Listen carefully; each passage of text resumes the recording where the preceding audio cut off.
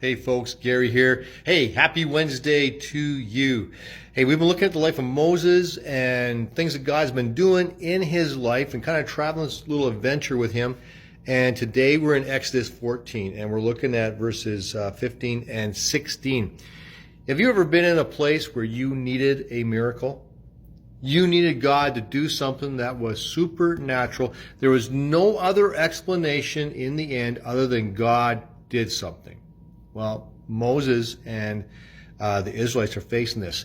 Pharaoh's let them go. He said, enough of this. I can't handle it anymore. Get out of my country. So he kicks them out of the country, which is awesome because that's what they wanted in the first place was their freedom.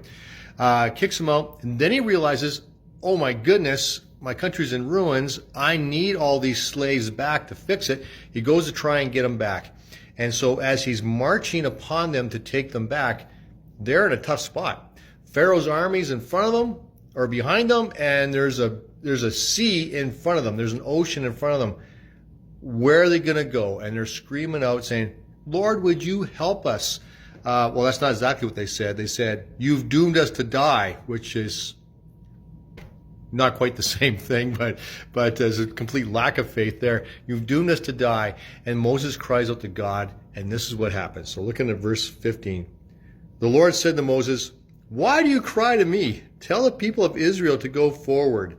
Lift up your staff and stretch out your hand over the sea and divide it, that the people of Israel may go through the sea on dry ground. Wow. You know, archaeologists have actually looked under the sea, the Red Sea. There are chariots under there. There's all sorts of things under there. There's lots of evidence that says this actually took place, which is pretty cool. The big thing about it when I read it is this. They had no idea God was going to do this. They had no idea God was going to actually divide the water in half and there'd be dry ground. Think about that. You go to an ocean, you see an island way off in the distance, and all of a sudden all the water separates on both sides and it's dry ground and you get to walk through there and the water doesn't touch you until you get to the other end. That's a miracle. And here's the thing, we think, man, this is like Moses' greatest miracle. Well, no, actually, well, it's not. It's God's miracle. Moses just did it.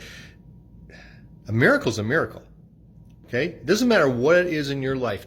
If God does something that no one could possibly do, that's a miracle. When there's no possible explanation for it other than supernaturally something happened, God did it. That's a miracle. And it doesn't matter how big it is or how small it is, they're all big because you couldn't do anything about it. Once it becomes a supernatural thing, once it becomes a thing that God does, then it's all mind-blowing. And that's our God. He is mind-blowing. And he comes up with solutions that we could never possibly think of. The direction's this. Just ask and say, Lord, I need help. And God gives you that help.